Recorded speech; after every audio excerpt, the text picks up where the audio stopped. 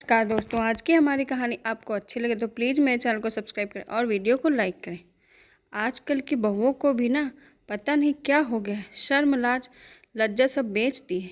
एक हमारे ज़माने में गलती से भी मुंह तो छोड़ो, सिर पर से पल्ला भी ना नीचे गिरता था, और अब तो बहुएं अपने वस्त्र खुलेआम रस्सी पर सूखने डाल देती हैं।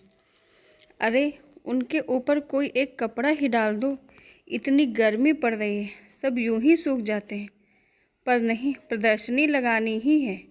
रागिनी जी गुस्से में बड़बड़ाए चली जा रही थी, पर तन्वी उनकी बात एक कान से सुन दूसरे कान से निकाल रही थी।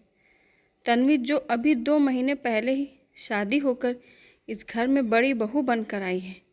पहले तो तन्वी शर्म के कारण अपने वस्त्रों को बड़े कपड़ों के नीचे डालकर ही सुखाया करती थी, पर अभी पिछले हफ्ते ही उसे यूरिन इन्फेक्शन हो चुका है, इसलिए वह तभी से अपने कपड़ों पर डेटॉल लगाकर उन्हें धूप में सूखने डाल देती है।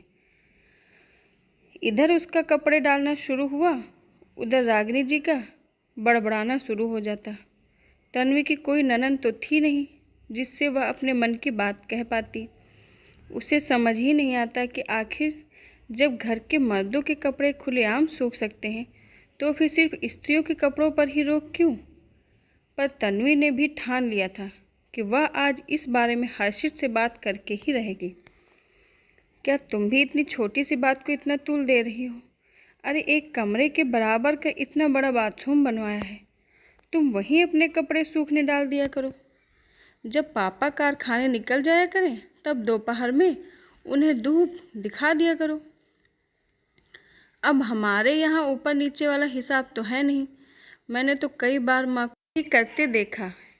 पूरा दिन क्या इसी तामझाम में लगी रहूं कि कब कपड़े बाहर सूखने डालूं, कब कोई मेहमान आ जाए तब अंदर लेकर आऊं। तभी तो कहते हैं घर में एक बेटी होना बहुत ज़रूरी है। खैर मैं भी किससे बात कर रही हूँ, दीवार पर सिर मारने से चोट मेरे ही लगनी है। बात आ गई तो तन्वी ने अपने अंदर के कपड़े अपने बाथरूम में सुखाना ही शुरू कर दिया। बहू कहाँ है? राजेश जी ने आवाज़ लगाते हुए कहा। अरे वो तो रसोई में खाने की तैयारी कर रही। रागिनी जी ने कहा। क्या हुआ बहू, से कुछ काम था? अरे नहीं, वो पड़ोस वाले शर्मा जी आए हैं। 4 महीने बाद उनके बेटे की शादी है तो हमारे हर्षित के रूम का इंटीरियर देखना चाहते हैं। अगर काम अच्छा लगा तो उसी से काम करवाने की इच्छुक हैं। नमस्ते भाई साहब। रागिनी जी और राजेश जी दोनों ही उन्हें बहू तन्वी के कमरे में ले गए। थोड़ी देर इधर उधर की बातचीत करने के बाद शर्मा जी तो अपने घर चले गए, पर रागिनी जी एक बार फिर से तन्वी पर फट पड़ी। बहू ये कोई तरीका है? अपने कपड़े बाथरूम में इस तरह कौन सूखने डालता है? मेरी तो शर्मा जी को देखकर आंखें ही शर्म से झुक गईं। बेचारे वह भी झेप गए थे। 8 लाख रुपए का इंटीरियर क्या इसी तरह से कपड़े सुखाने के लिए करवाया था? अरे कम से कम बाहर वालों का नहीं, अपने सास ससुर का तो लिहाज किया होता। माँ, शर्म मुझे नहीं, आपको और पापा जी को आनी चाहिए। बहू कमरे में हो या ना हो, आखिर कौन इस तरीके से बहुओं का कमरा बाहर वालों को दिखाने ले जाता है?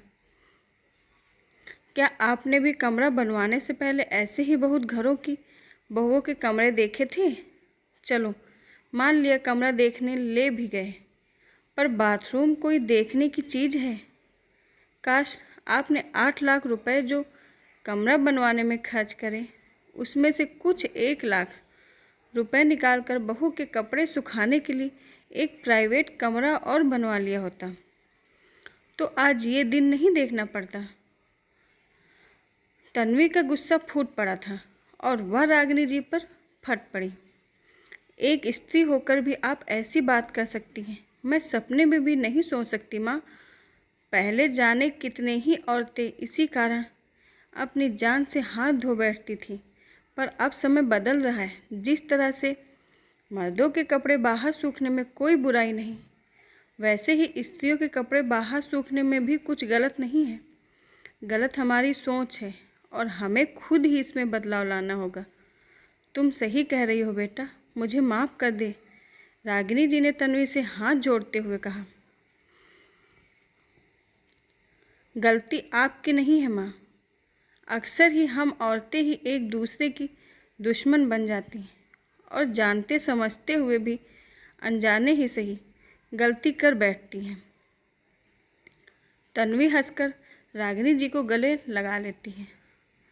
आशा करती हूँ दोस्तों आज की हमारी कहानी आपको अच्छी लगी होगी। धन्यवाद।